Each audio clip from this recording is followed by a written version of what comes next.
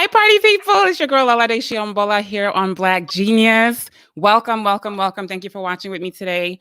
I have my therapist, my fave, Michelle Nyangereka. Did I Hi. say it right? How do I say your name? East African love in Nyangereka. the Yeah. house of Nyangereka. Okay. So for everybody watching, anybody who knows me knows that I am so all about therapy, and the importance of mental health, the importance of, self-knowledge, self-love.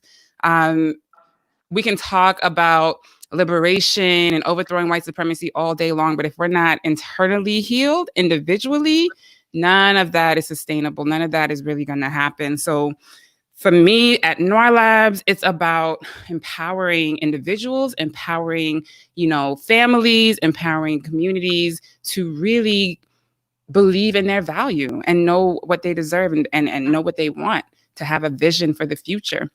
So Michelle has been I've been working with her since February. And, the way that you even find a therapist can be, for me, everything I do is spiritual, and finding the right person is always a gift from God. I've been super, super fortunate. And Michelle came into my life exactly when I needed her.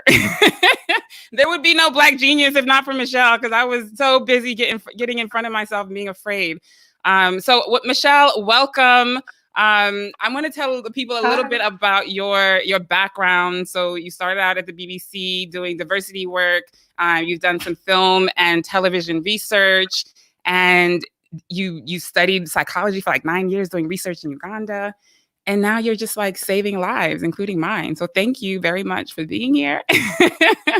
And say what's up to the people. Hi. Thank you so much for that introduction. It sounds really grand. I didn't realize I was doing all that much. Oh, of course. Of course. We're going to get into it. So I guess you're in London, first of all. Yeah. You're in London.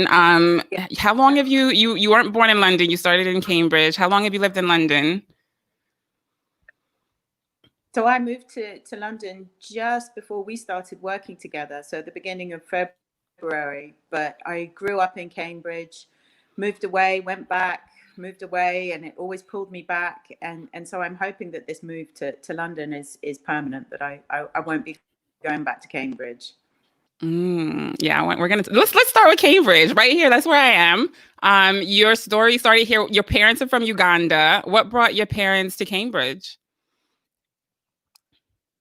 Well, yeah, my parents are from Uganda. They were raised in Uganda. My mom is half German. They did their vocational work. My dad was in London, and my mom was in Ireland doing her nurses training.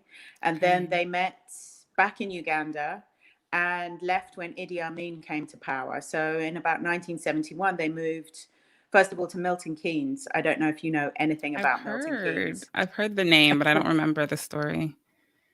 There's not much to know about Milton Keynes, but my dad was very proud that his construction company kind of built most of the roads and the shopping centres. And then when I was about 3, we moved to Cambridge, and so that's where I grew up. And it's very white, you know that. Yes, that's why I don't leave the house. So you grew up in Cambridge. Say that again. Is it so bad that you can't leave the house? I mean, I just like melanin. It's like if I can't find melanin, it's like what's the point? So you grew up in Cambridge. It's better than it used to be. And then you moved, I bet. You moved then to Northampton. Is that how it's pronounced? Yes, I moved to Northampton when I was 14.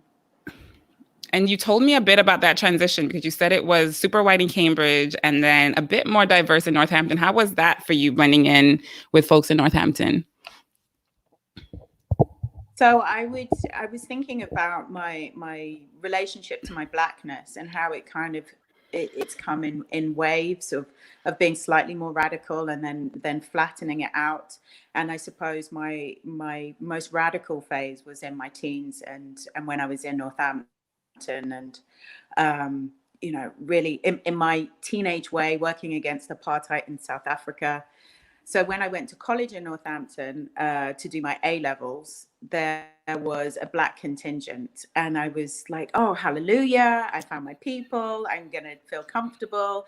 And we would meet up every lunchtime in the library, and the main topic of conversation often was stupid shit that white people do and things that we had experienced growing up as the only Black or brown face in school, in the classroom. And suddenly we were able to share all these stories with each other. And I was really excited, but very quickly I realized that I didn't actually even fit into that grouping. It was a very specific kind of group of Black people. So they were people who had known each other within the community through their parents or their church groups. And they were specific groups of Ghanaian or Nigerian or Jamaican, and I didn't belong to any of their families, and they already had this connection. So soon I was hearing things like bounty. We have a chocolate Tell bar us here what called bounty means. Tell us for the non-British who are listening. Was that your British accent? That's my British accent goes hard, yeah. It's a combination of all the neighborhoods. Just stop doing that. Yeah, bounty is the same as coconut. White on the inside and brown on the outside, Black on the outside. And so they would tease me about my white boyfriend. They would say, you only go out with white boy Roys.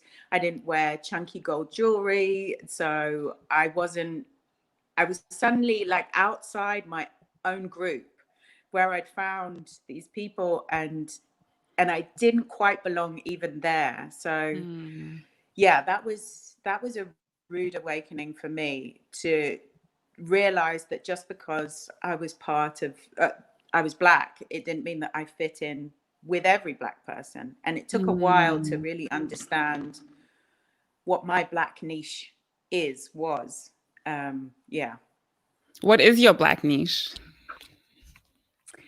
Well, when I heard the phrase Black British and I understood the culture that went along with that helped me. But it was really reading Zadie Smith's White Teeth and coming into contact with Zadie Smith and seeing myself in that slice of Black Britishness, even though she is Americans are called biracial, mixed race. She spoke to something that I understood, that I recognized, that I could be this and that I could speak in this way and be Black, or I could choose to dress in this way.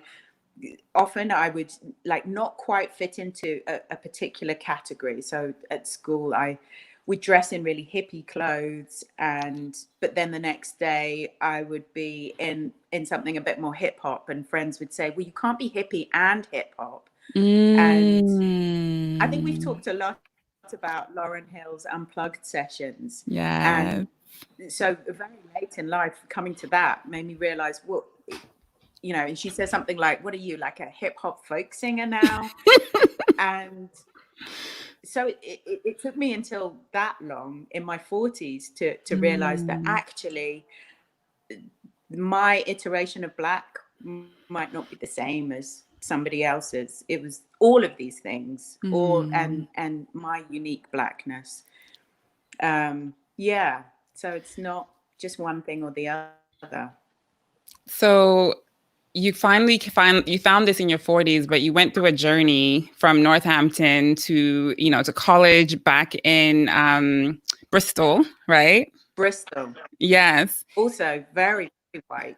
Also very white. And then you went to Italy. And you encountered a whole new type of Blackness. Talk about your time in Italy and the sort of Blackness that you encountered there. Yeah, again, I found myself in this position of other, not just other in relation to whiteness. Well, no, I guess it was in relation to whiteness, but the Black people I saw there were North African immigrants, the guys that sold cigarettes, or the drug dealers in Milan who I hung out with. They were the more interesting people. And then where I live, my halls of residence was right on the corner where they used to call them trasvestiti in Italian, where the trans Black sex workers used to work. It wasn't a rough area. It was quite a nice area, but these glorious Black women with 6 foot something with their stripper heels and the most amazing long legs. But I wasn't like the North Africans. I wasn't like the Eritreans. I wasn't like the trans women who worked on my corner.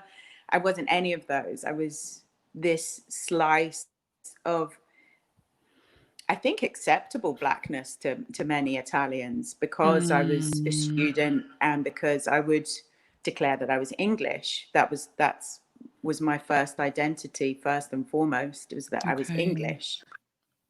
So yeah, again, I didn't really see myself in Milan, but by then I think my Blackness was flattened out quite a lot from being at Bristol University.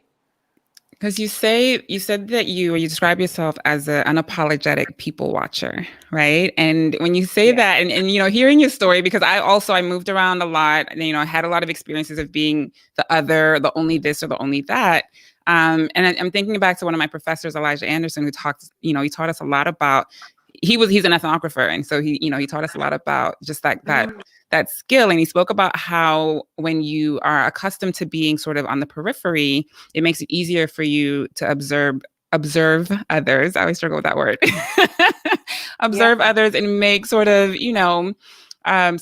less subjective, I guess, assessments of the behaviors of others. And so your story about how you decided to become a psychologist is very, very intriguing. And I want you to talk about that. And then how you sort of transition, or how that intersects with your interest in film and drama. Yeah. Just to speak to that point about being a people watcher and observe people, I had this kind of epiphany in my final year at university that I didn't belong anywhere. And instead of it making me feel really sad, I thought there's a freedom in that. In not belonging anywhere, I can kind of be in any space, because every space feels slightly uncomfortable to me anyway. So I can just insinuate myself wherever. It doesn't, I think that's changing though. I'm much more aware of how comfortable or safe I feel in certain spaces. But the transition to a psychologist was an interesting one. I'm not sure. Yeah, there's a couple of parts to that. Okay. So let me back up. let me back up, because the story, that part, I actually want to jump in detail there. So let's go back to you studying drama and wanting to, be an actress, and then ultimately deciding that you wanted to tell documentary, make documentary films. Let's do that. Let's first. go there. Okay, so as a child, I was sure I was going to be an actress. I loved performing and making people laugh. In my break times, I would do little performances. In the classroom, I had a teacher that really encouraged it. I think it was her way of channeling my chattiness into something helpful. I was very chatty as a child. So she really, this one teacher really encouraged me to do drama. And then I got to my teens, and like most teens, I felt really uncomfortable in my skin, and I didn't really want to be looked at. So I left it for a while. And I still had this idea that I wanted to act, and that I might want to go to drama school, but I was encouraged by all the adults in my life to get a degree first. And if I wanted to go to drama school after that, then I could, that kind of story. So I picked the best university that I could for what I wanted to study, and I made sure that I had all that kind of academic knowledge and a degree. And in doing so, I was exposed to film, theatre and television, the theory side of it, and a lot of practical stuff. And being in Bristol in the 90s, I was around Brispop, what we call Brispop, or trip hop. So Massive Attack, Tricky, Portishead, drum and bass, jungle was just taking off. So Ronnie Size was big at the time. And so there was I've never heard of any of these people. This is edgy. This is like Black British, history. Yeah, I mean, it's deeply Black British. It's kind of our biggest export. I mean, Massive Attack is a kind of mixed group, but anyway, yeah, Ronnie Size won the Mercury Music Award, so I was really well placed at the time I wanted to explore what was making Bristol such a rich and fertile ground for all these musicians, for this movement, for this it really was a moment in history. And so that's when in our final year we had to pitch ideas, and everybody was doing fiction because it was easier. And I thought, but there are some great stories here. And I guess that's where later on I decided to become a psychologist, because I love people's stories. I love creating a narrative. I love the hypothesis that you go in with. When you're people watching and you're in an airport and you're watching people meeting and you make stories up about them, I want to know those stories. And so, yeah, there's a bit in the middle where I was at the BBC and hated it. But that's why later I became a psychologist, the stories. You said it was also because of the people around you, right? There were people around you that needed support in terms of, mental health. Talk a bit about that, and how, the experiences that you had that made you say, okay, I'm gonna go study this thing. Yeah. I'm starting to wonder if anybody actually has a functional family. We talk about dysfunctional families all the time, and really, I think that's all there is. We just survive our dysfunctional families. So I could see that my family had its own issues, alcoholism, and just a lot of difficulties.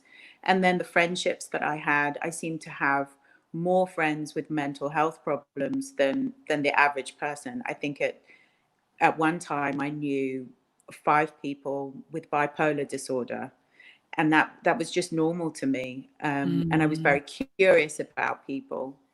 And then romantic relationships, I always seem to end up with somebody that in the end I would think to myself, this person needs professional help and I can't give it to them. And that would be the end of the relationship. And then the next one would be like, this person needs professional help and I'm not the person to give it to them.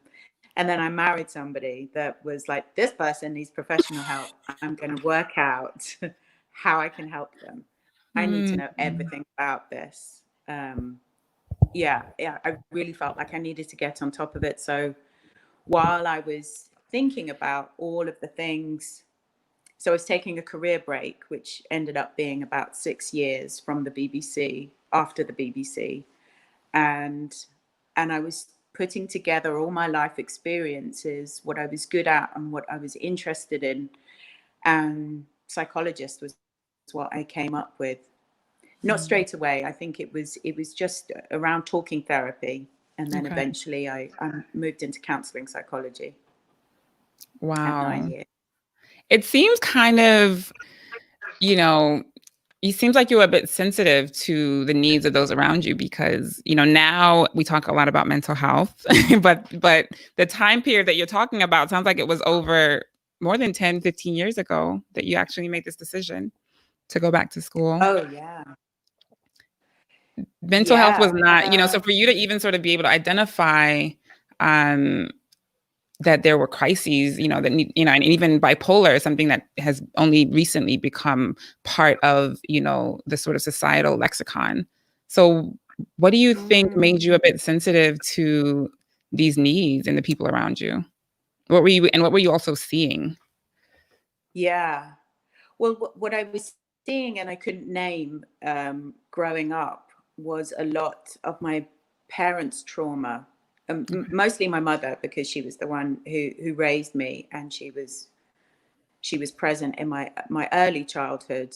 Um, my dad's manifested in a very different way. He was a very quiet man, so you'd really have to know a lot more about psychology to understand how it was affecting him. But my mom was very explosive, and she drank. She was a functioning alcoholic. But I learned very early on to read her mood. You know, it becomes a matter of survival when you're a child of an alcoholic. You need to be able to work out what's going on just from the set of your parents' face from the side. So, and or the strength with which she slammed a cupboard. You just know when it was time to remove yourself from the room and stop speaking, or, you know, occupy this particular role. So that sensitivity, yeah, was I think I was raised with that sensitivity. And then growing up, it meant that I was more attracted to people who also had that sensitivity, and that sensitivity can make you vulnerable to mental illness as well. My best friend growing up was very kind of straight down the line, and I adored her, but I can see that her lack of negative experiences means that she doesn't really understand other people's pain that much. Okay. And as I got older, I gravitated towards people who had more unusual experiences, I think. So Yeah. for your research in your PhD program, you studied Ugandan trauma, intergenerational trauma being passed down from parent to child. Yeah. And you had your own encounter with your own personal trauma. So I want you to tell me a little bit about why you chose to go back to Uganda to do this research, and what you encountered when you started. Yeah, I didn't actually get to go back to Uganda. That's something that Oh, I'm okay. still that I still really want to do. And my mum in particular is very resistant. Every time I talk about wanting to go to Uganda, she's like, no, you shouldn't do that. She didn't even want me to do this research. So I need to sit Mhm. down with her one day and say, what's going on there? Mhm. Um, Mhm. so yeah, it was the topic was mostly about trying to understand my parents more and what might have been going on for them. So by that stage, I'd worked out that a lot of the things that they were exhibiting, the way they parented, were to do with their childhood experiences, and Mhm. so I wanted to know more. So even though they left Uganda at the beginning of Idi Amin's regime, it was the topic of my thesis was about um, the legacy, really, of Idi Amin's regime. But what I discovered was so much more than that. That some of the traumas that I was seeing um, predated that. There was already kind of fertile ground for Idi Amin to come to power because of colonialism. And Mhm. actually, that's where the trauma started. And we see something similar in Rwanda, that colonialism um, exacerbated relationships between tribes that hadn't existed before. You know, when Mhm. people talk about tribalism, well, in many parts of Uganda where there are tribes, everyone kind of coexisted peacefully and fine. They were Mhm. different tribes, but it was fine until the Belgians came along, or the Mhm. French, or, you know, whatever Europeans. Then they started to make these differences kind of in connection to whiteness, and that's when some of the problems came up. Um, and then was your other question about how it impacted me? Something I lost my Well, thread. let's I have a few more questions about what you said first. Yeah. So I want us to define trauma for those who, Ooh. I think we use the word more and more now, especially in this time with Black folks, taking to the streets and demanding equal treatment. Let's define trauma, and let's define trauma, scientifically, and let's define it in that sort of colonial context. Right. Okay. Well, I tend to think of trauma. I don't know if this is actually my personal definition or if I read this somewhere, but there's big T trauma, the events that we think of as traumatic, like a violent incident or a rape or your life is at risk, those kind of events. They're a one-off event. And then there's small T trauma, which is, I would just describe as chronic, inescapable stress. Yeah. And then within the context of colonialism, that is collective historical trauma that is hard to heal from because it's still going on today. Racism, what we experience as Black people. So you kind of need something to stop before you can heal from it. You can't be like having that wound constantly open every single day. It's whether it's a scratch on the wound or it's full on ripping it open, we're still experiencing it. And going back to what you were asking before, that's what I noticed when I was doing my thesis. I suddenly had this experience of my personal trauma from this lifetime interact with this collective historical trauma. And I just couldn't write. I got really, really sick and I was in a lot of pain. And most days I was just lying on my bedroom floor in a puddle, sobbing. And I was fairly familiar with my personal trauma. I'd talked about it for many years in therapy. And I felt like this was deeper, that I was reaching back and down into several generations worth of pain that was coming through me. I recognized that it wasn't just my own. And it was very difficult. I just couldn't write at all for 6 months. What gave you the understanding that it wasn't your own trauma that was manifesting in this sort of chronic, debilitating pain? I don't know if it was anything more than just a feeling.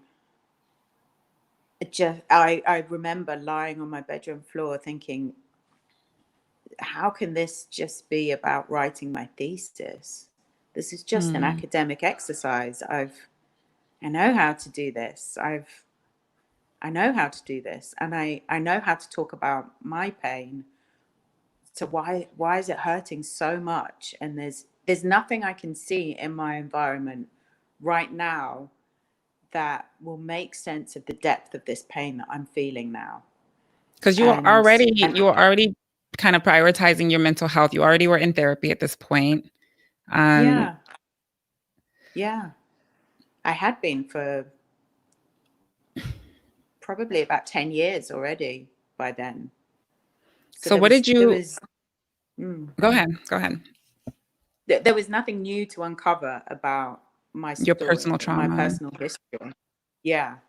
And all I can say is that the depth of feeling and the constant pain I was in was alerting me to something else.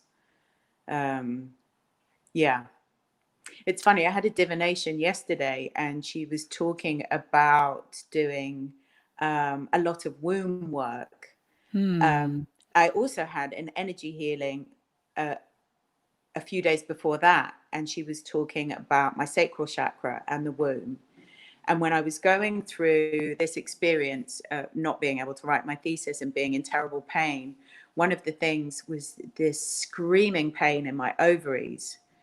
And I couldn't work out what was going on. There was no medical explanation for it. No doctor could tell me. It wasn't like I had cysts on my ovaries. It wasn't that I was ovulating. They were just in screaming pain all the time. It would wake me up at night. And now I'm starting to make sense of it. But I think really at that point, I couldn't make sense of it. I've just put the pieces together since then. And that became the basis of my thesis, really, understanding how embodied trauma is. Okay. I want us to talk a bit more about the embodiment of trauma and, what sort of what the science is there and how, because growing up in the States, you grew up in the UK, the prevailing messaging is not that you embody trauma. The prevailing messaging does not even really acknowledge trauma for the most part, especially for Black people, right? And so this idea that our childhood wounds and our, even experiences in young adulthood can now become manifest in physical form is very foreign to most people. So can you explain a little bit about how that works?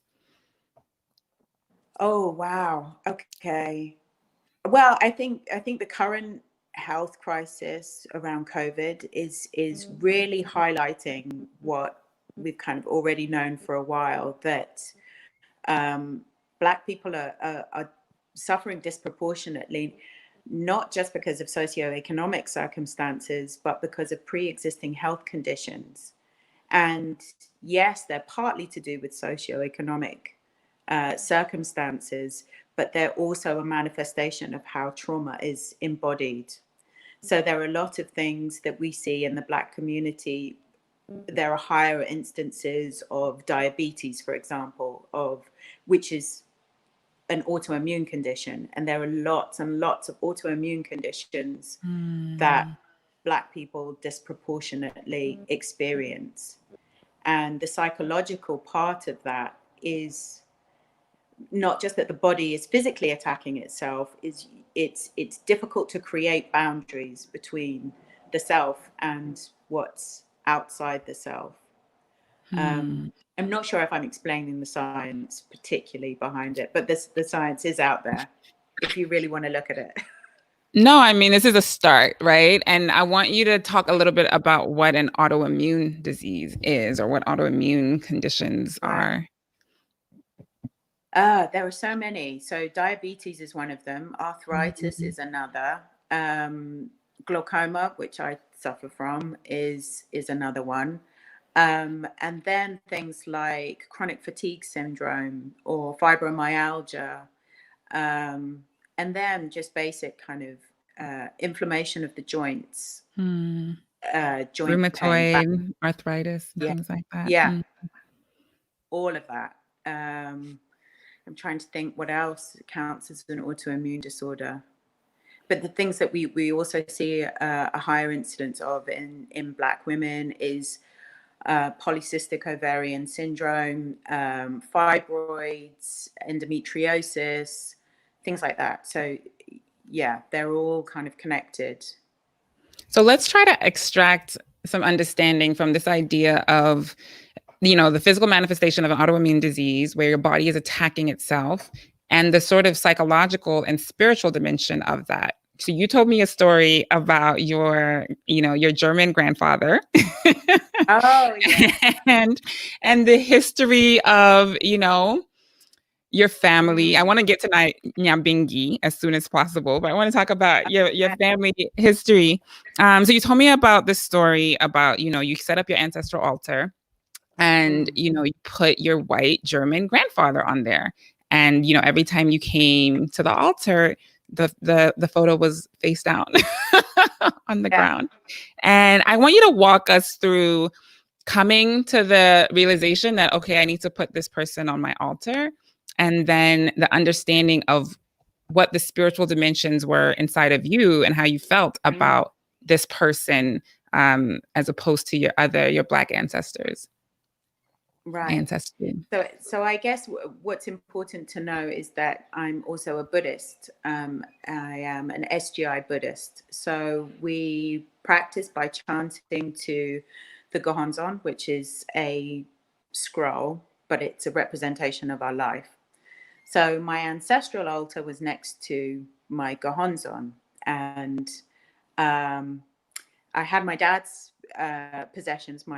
He passed away, so I was looking through old family photographs, and I found lots of my Ugandan family, and I was happy to put those there with matoke and his favorite drinks, and all of the things that you would put on an ancestral altar. And then I came across pictures of my German grandfather, and I was like, well, I hadn't really thought of putting him there. Even the whole idea of an ancestral altar and wanting to connect to my ancestors was all about my Ugandan ancestry. And I thought, well, I guess I should put him there because he is an ancestor. And then I had this experience every time I went to chant. I would find his picture face down on the floor, and nothing else on the altar was disturbed. And so I put it back, and then again I would go in the evening, it was on the floor, and then I moved it into the middle so that it wouldn't fall. And I kept thinking it was the cats that had done it. And then eventually I was like, okay, he should not be here. So to understand a little bit more about my grandfather, at the time, the family that he came from was Prussian aristocracy. So aristocratic lineage is very well documented, and especially the von Hippel family is very well documented. And I've resisted even wanting to know anything about it, because there would have, I'm sure, inevitably been money made from slavery in some way. So I've never really thought about it very deeply, but it's something that I've rejected. And then I thought, well, I shouldn't reject this. I should put him there. And then having this experience of him being on the floor every time I went there, I decided to burn the picture. And then when I chanted that day, there was the realization that karmically, he is in my bloodline. They are in my bloodline. I have been both oppressed and oppressor in previous lifetimes. And I somehow have to integrate that and make peace with it, because the two parts are in conflict with each other. Not even wanting to acknowledge this white ancestry means that I'm in conflict with a part of myself. I'm hating on that part. And then being Black and the oppressed, it's like that the white part is hating on the Black part. And I thought somehow this, we talk a lot about everything being interconnected, but it had been abstract up to that point, the interconnectedness. And here I could see a very tangible example of both of these exist within me. I know people can only see the Black part now, but somehow I have this internalized oppressor that is punishing me, and I'm hating on the oppressor as well. So I have to make peace with it somehow. I'm still in the process. So this integration process, because this is something that's brand new to me, and you are the person who taught me about integration and the shadow archetype, right? So I judge, right? I judge myself, I judge others, and you kind of helped me to see that when you have a particular message that's coming to that's coming to you from childhood that you've now internalized, you start to become these characters, or you start to portray the characters, whether it's of your parents or the other voices in your head, right? Can you talk a bit about the shadow archetype integration, how you sort of identify your shadows and address them?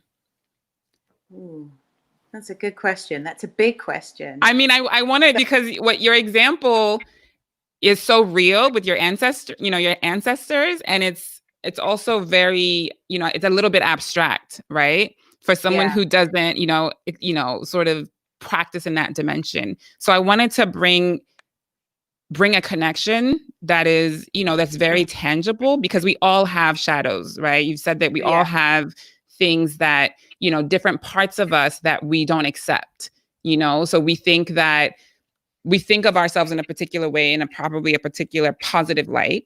And so we assume that we don't have these negative, characteristics that we judge, others for having. And so, even looking at the slaver and the enslaved, if I say, oh, I'm a, descendant of the enslaved, I'm a descendant of the colonized, and I hate the colonizer, whereas the colonizer also lives within me because that's part of my bloodline. How do you, begin to understand and even reconcile this conflict? Yeah. So that there's something that we quite often say in my Buddhist practice, that one finger is pointing out, three are pointing back.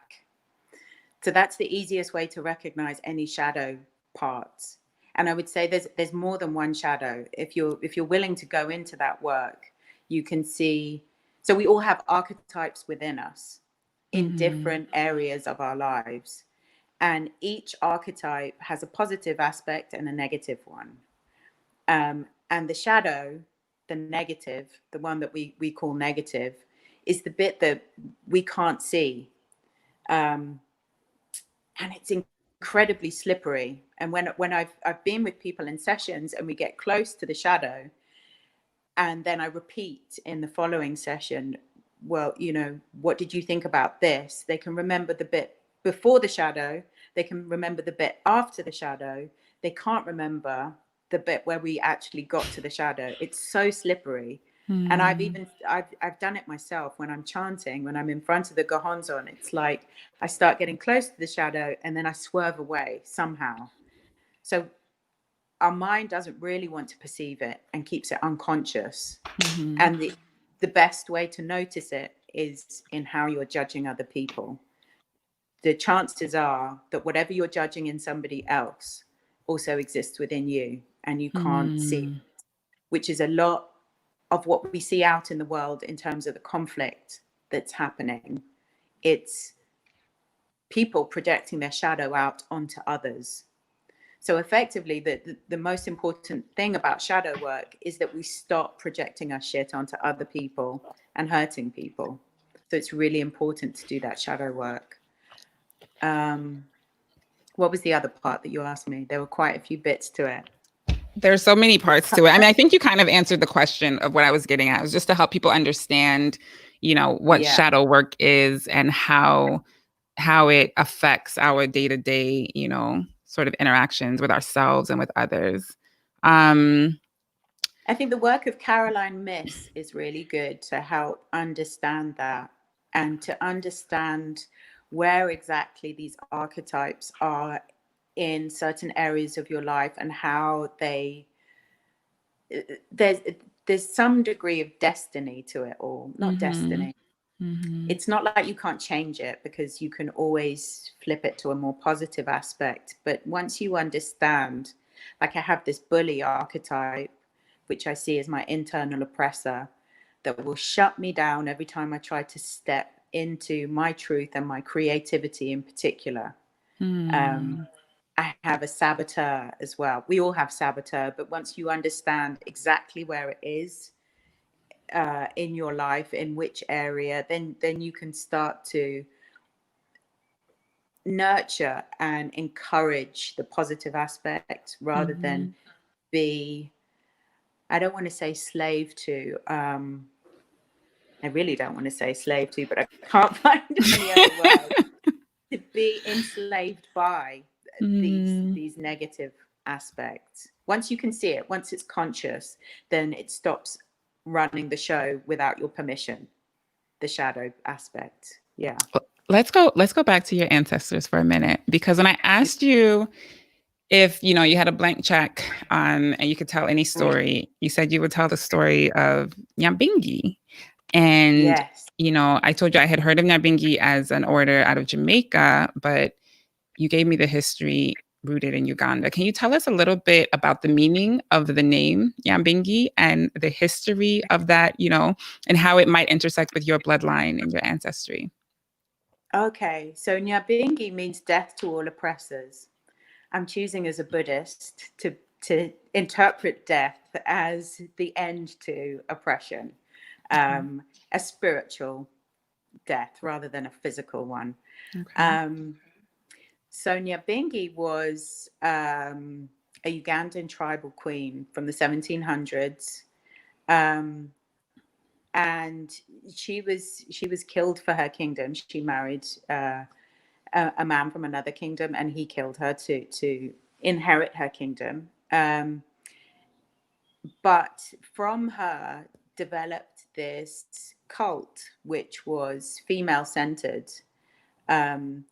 So the spirit of Nyabingi would enter a priestess. A priestess would be initiated within this order, and the lineage was passed down from mother to daughter as soon as possible. So it was very female centered, and they developed a huge following, a very powerful spiritual, political, and cultural movement.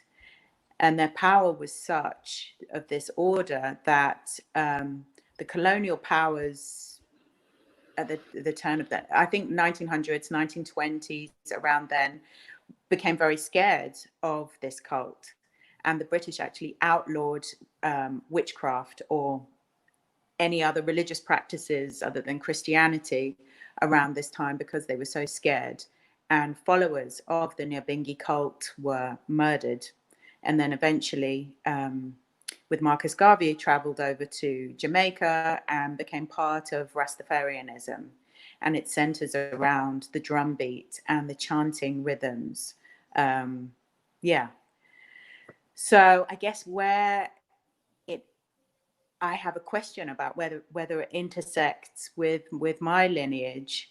It's that I knew that my grandfather had the gift of prophecy, but he was very scared of it. Not your German grandfather. No, not my German grandfather. So my Ugandan grandfather on my mother's side, or maybe it was my great grandfather, her grandfather.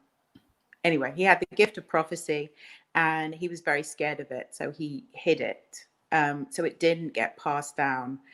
Now, when the Nyabingi cult was kind of suppressed, when this goddess uprising was suppressed, that was the time when my German grandfather, was in Uganda. So it was his lot, basically, that, and it's interesting, just the timeline when he would have been in Uganda. So I guess I have questions because I've been told I have the gift of prophecy, which was the reason for me creating this ancestral altar, was to enhance that connection with my ancestors and to bring about my gifts. I have a question about whether Nyabingi is appearing to me because she would like me to understand more about this aspect of myself. And yeah, that's the film that I would make. And I'm aware that all of this makes me sound completely Looney Tunes. My kind of loony. But my kind of loony. Well, you said, we're talking about integration. So all the parts of you, like Lauryn Hill says, 3/5 of me can't stay outside. I'm a whole person. Exactly. So this is all part of who you are. So you talked about the the colonizers, quelling the uprising. What were they so afraid of with this Nyabingi order? What was happening? What was the power that these women were exhibiting that made the colonists, afraid? I think they just had power, and that was really frightening. Just to have any kind of power is really frightening for the colonizers. I mean, it's no different really in lots of ways to what's continued to happen and what's happening now. It's just unacceptable for the savages to rise up, and how dare they? Just having any kind of power is frightening. When I first heard about the Nyabingi order, because I hadn't heard about it again until you mentioned it yesterday, this old man in New York told me that there was an order in Jamaica where it was, it was like a spiritual agreement that anyone who did harm to a Black person, whether it was a lynching or a rape or something violent, they would turn up dead the next day. Do you know if there's any truth to that? Is it just a myth, or? I don't know about that. No, Okay. I can't speak to that, I'm afraid. More research to be done there. Okay, we have Yeah. 8 minutes. We have 8 minutes left, and there's so many things. We're gonna have to do like 5 episodes with you, of course. But there's a few things that I want to talk about in terms of just Black trauma and collective. You called it collective historical trauma, right?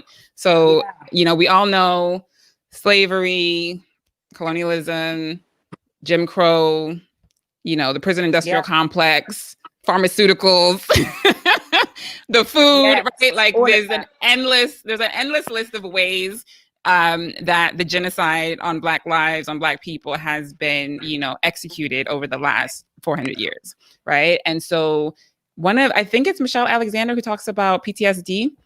There's a few authors, a few researchers now who talk about PTSD, in the Black community, right? We pass on the pain, what we sort of receive in our DNA, the pain of our our ancestors, our parents, et cetera, our forebears. And so in a moment where Black people are agitating for just a new world, just a different type of existence, a different type of reception in the world.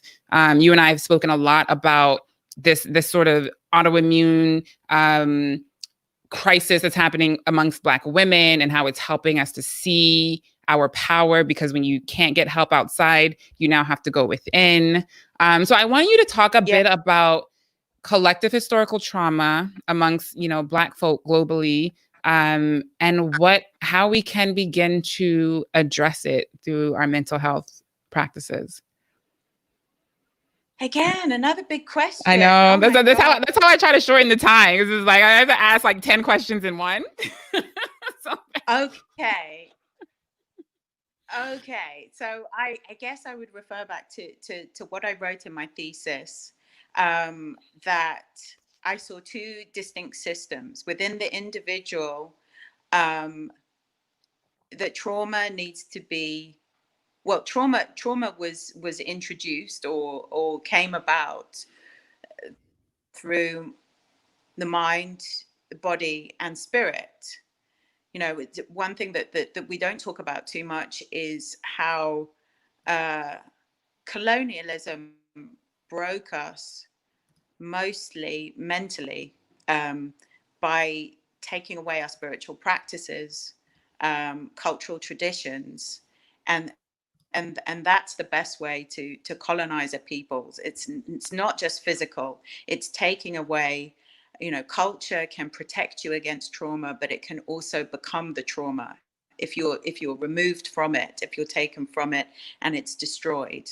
I mean, you can see that in all sorts of indigenous cultures, that breaking down of the culture is how you're colonized. So within the individual, that healing needs to happen on all three levels. If you're not tending to all three levels, then you're not doing proper healing.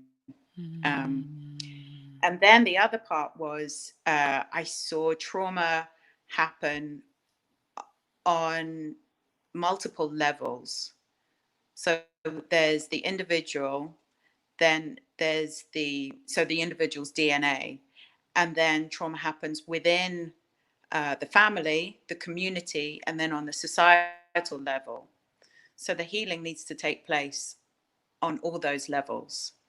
Within the individual, the families need the support, because a lot of the things that we talk about, we often laugh about how strict Black parents are, as if that's something cultural. But actually, what you're seeing in the violence of strict Black parents is actually PTSD. That's culture-bound PTSD, and we laugh about it like somebody getting the switch, the belt, or being hit with anything that their mother could find. It's like, ha ha ha. It's not funny. That's trauma. So it happens on the individual level, the family level, the community level, and then the societal level. And if you're not working on all of those levels, then you're not working to heal the trauma. And how you do that, I think I said this yesterday, is that on an individual level, each person has to find their own playbook almost, what works for you. Movement is really important. Speaking up in some way, speaking your truth is important. Um, Caring for your diet, self-care is more than just having a bubble bath. It's taking adequate rest. And I think where we started with this conversation is about different types of blackness. It's important to recognize that my Black British experience is very different from your Black American experience. But there are things that we have in common. So taking adequate rest, because not resting is part of the manifestation of that internal oppressor where you're only as good as the work that you do while you're being productive. For slaves, that it was literally that you're only as good as what you can do. So rest as resistance is one of my favorite slogans from the NAP ministry. And I do love a nap. I do love a good nap. So, okay, one more question. Yeah. Then I'm going to go into the comments because there's been lots of questions in the comments, and I'm like, I gotta get all my questions, and I'm sorry. How do you identify your trauma? How do you begin? So for those who may be in therapy and are not really, you know, maybe their therapist is not someone like you who can really sort of dig at this level, or those who are not in therapy and don't know where to begin to really like tangibly heal, where do you start? How do you figure out what you need? Ooh. Well, you're likely to have identified several patterns in your life, either in your relationships. Well, actually, everything is relationship. Even in work, there's relationship. So you'll already have identified patterns, and that's probably an indication of some kind of trauma, whether it's big T or small t. And the body has its own wisdom. There's a great line from a book called Red Hot and Holy, which has nothing to do with being Black, but was part of my awakening. And in that, Sarah Beek says, a woman's body is enlightenment. And that was the moment in which I understood that my body was conversing with, was trying to tell me something. So always be in conversation with your body. Like, what do you need? What's that pain about? What are you trying to tell me? And keep asking. You know, that's the body will exhibit trauma often when the mind can't go there. So use your body as your, I call it the canary down the mine. So my body will tell me before my mind has worked out what's going on. So if I'm in pain or if something feels off, then it's time to ask what's going on emotionally. So that it's a really good indicator of trauma. Was that a good? No, that enough? that was good. And I'm thinking about other physical manifestations, like, you know, I'm surrounded by super ambitious people who work really hard, you know, and don't sleep and don't really notice that it's a problem until,